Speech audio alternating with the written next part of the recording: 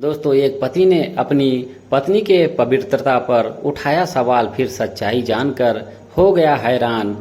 प्रभात और अरुंधति दोनों हम पति पत्नी हैं। शादी के 3 साल के बाद हम दोनों को एक बच्चे की इच्छा हुई, पर सारी इच्छाओं के बावजूद मैं और 1 साल तक गर्भवती ना हुई तो हम दोनों चिंतित हो उठे। हमने आपस में विचार विमर्श किया और डॉक्टर के पास गए। सबसे पहले मेरी जांच हुई। जांच रिपोर्ट आने के बाद भीतर चल रहे अंतर्द्वंद को संतुष्टि मिली कि मुझ में कोई भी कमी नहीं है, अर्थात मैं मां बनने में सक्षम हूं। जबकि प्रभात चिंताग्रस्त हो उठे। उन्हें स्वयं पर संदेह हो गया। उन्होंने अपनी जांच कराने से साफ इंकार कर दिया और ये बात मुझे किसी को भी ना बताने की सख्त हिदायत दी। अरुंधति, जैसा कि तुम्हारे चेकअप से स्पष्ट हो चुका है कि तुम में कोई भी कमी नहीं है, तो जाहिर है कि मुझ में ही कमी है। तुम मां बनने में सक्षम हो, पर मैं पिता बनने में नहीं। तभी तो 4 साल हो चुके हमारी शादी को और हम लगातार 1 साल से कोशिश कर रहे हैं, पर तुम अभी तक गर्भवती नहीं हो पाई हो।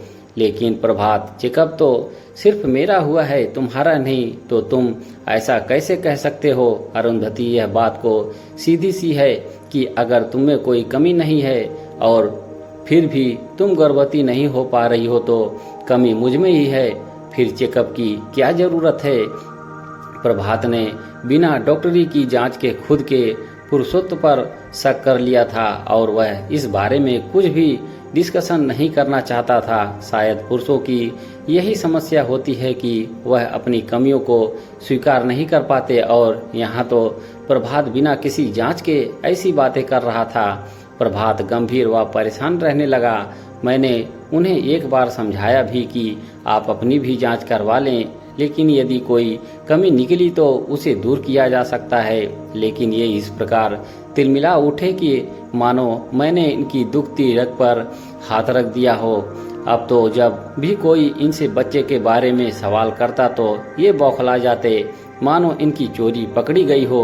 एक दिन प्रभात ने अरुंधति से कहा, मेरा छोटा भाई चेतन ग्रेजुएशन की परीक्षा देकर 15 दिनों के लिए घूमने यहाँ मुंबई आ रहा है, लेकिन इसी बीच मुझे कंपनी का काम से 15 दिनों के लिए अमेरिका जाना है। तुम उसका पूरा ख्याल रखना और उसे अच्छे से मुंबई घुमाना।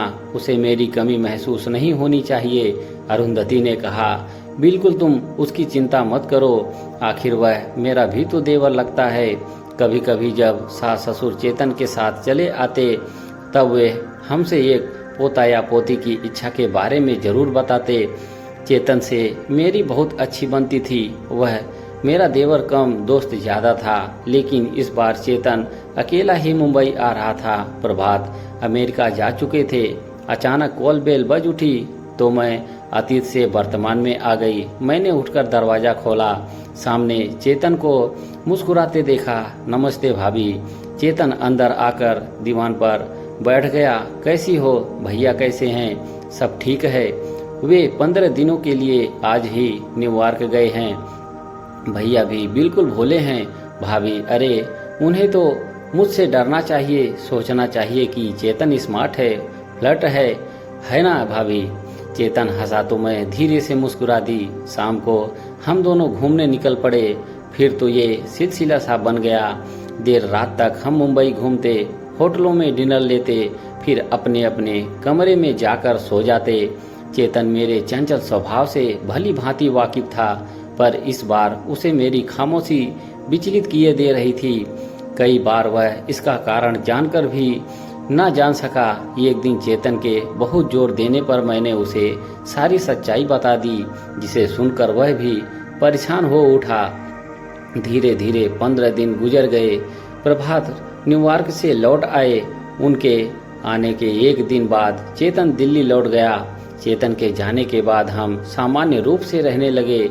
अचानक अगले महीने मुझे एक दिन 2-3 उल्टियां हुई और कई बार जोरों से चक्कर आया। उन्होंने फौरन डॉक्टर बुला लिया। मुझे देखने के बाद डॉक्टर ने जो कुछ कहा उससे ऐसा लगा कि जैसे मेरे ऊपर कोई खुशियों भरा बम फट रहा हो। मैं गर्भवती थी। ऐसे इतने सालों बाद अचानक गर्भवती होने का एहसास मेरी कुछ समझ में नहीं आ रहा था। ये भी ऊपर से तो खुश दिख रहे थे पर अंदर से संशय से घिरे हुए थे। मैंने एक दिन उनके अंदर आए हुए शक को दूर करने के लिहाज से बोला, आप खुश नहीं हैं? शादी के इतने सालों बाद आप पिता बनने वाले हैं। तुम शायद ये साबित करना चाहती हो कि तुमने गर्भवती होने के लिए कोई अनुचित कार्य नहीं किया है। साथ ही मेरी कमी को जानते हुए भी उस पर जबरदस्ती पर्दा डालने का एहसान मुझ पर करना चाहती हो। मुझे दुख है कि आपके मन मस्तिष्क में हीन भावना घर कर गई है और ये सब उसी की उपज है। आपके मन में यह हीन भावना घर कर गई है कि आप अधूरे पुरुष हैं। इसमें गलत ही क्या है? अगर सक्षम होता तो क्या इतने साल कम होते हैं जिसके दौरान हमने लाख चाहा पर तुम गर्भवती नहीं हुई? और फिर आपने ये सोच भी कैसे लिया कि मैं मातृत्व सुख के लिए अपनी पवित्रता और पतिव्रता को दांव पर लगा सकती हूँ? भला तुम्हें सफाई देने की क्या जरूरत है? मैंने तो अपने मुंह से ऐसा कुछ भी नहीं कहा। बात तुमने शुरू की है पर सच्चाई तो यही है कि मेरे गर्भ में पल रहा अस्तित्व आपका ही है और उसे अभी भी अस्तित्व में आना था। मैं 15 दिनों के लिए देश से बाहर था और तुम्हारा देवर इन 15 दिनों के लिए तुम्हारे साथ तुम्हारे घर में अकेला था। ये व्यंग से मुस्कुरा दिए। अच्छा इंतफाक है। हाँ, इस इंतफाक पर मुझे भी घोर आश्चर्य है, पर ये इंतफाक ही है और कुछ नहीं। बकवास कर रही हो तुम। अचानक इनका स्वर तेज हो गया।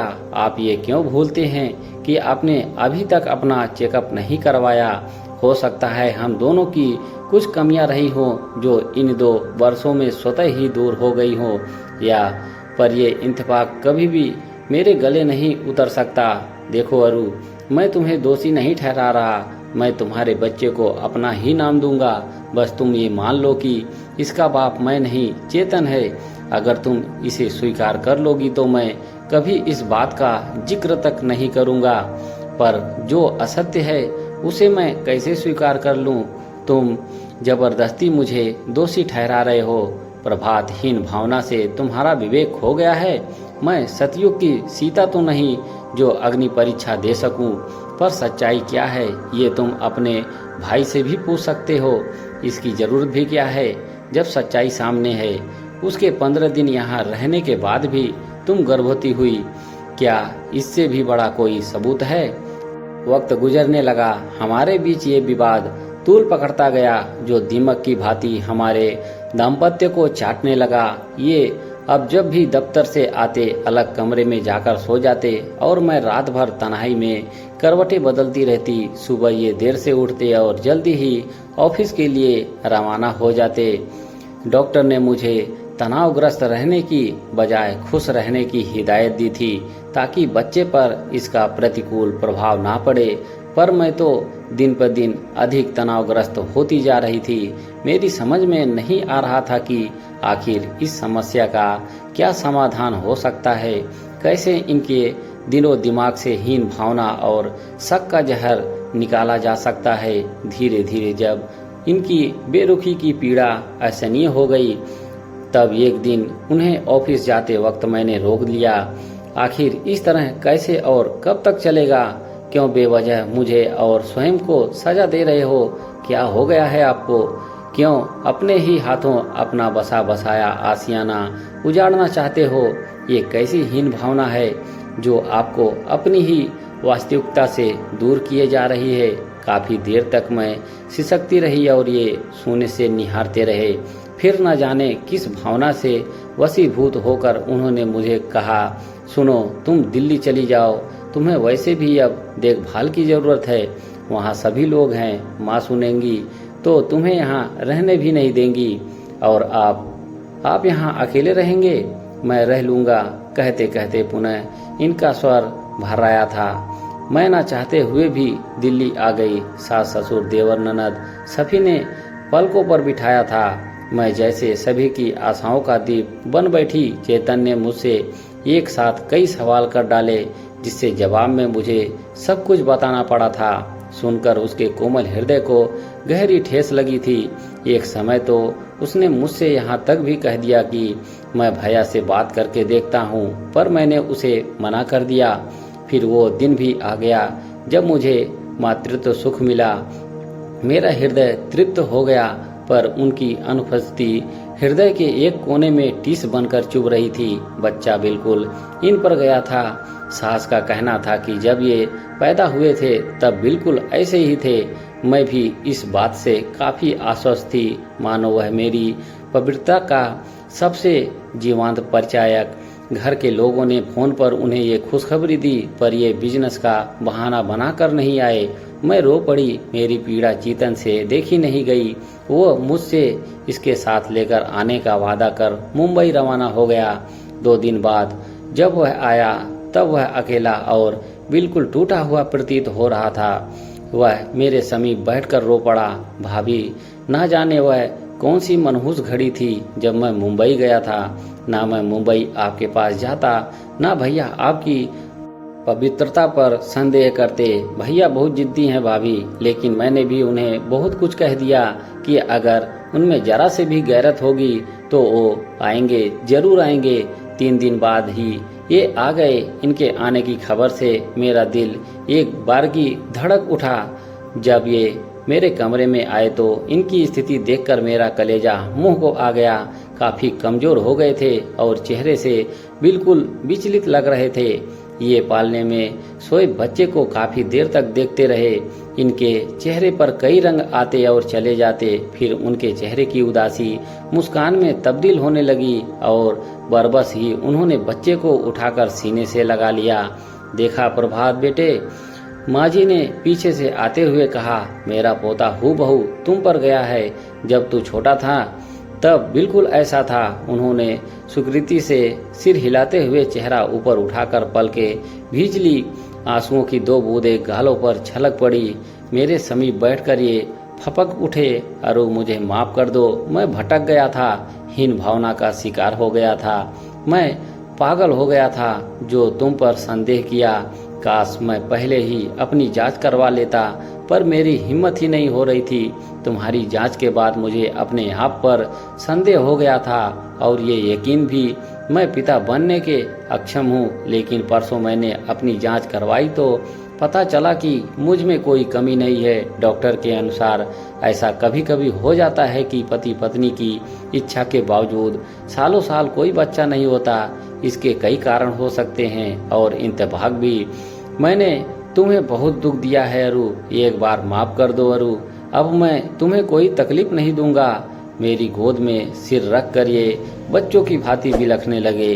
दोस्तों, कहानी आपको कैसी लगी कमेंट बॉक्स में जरूर लिखें। धन्यवाद।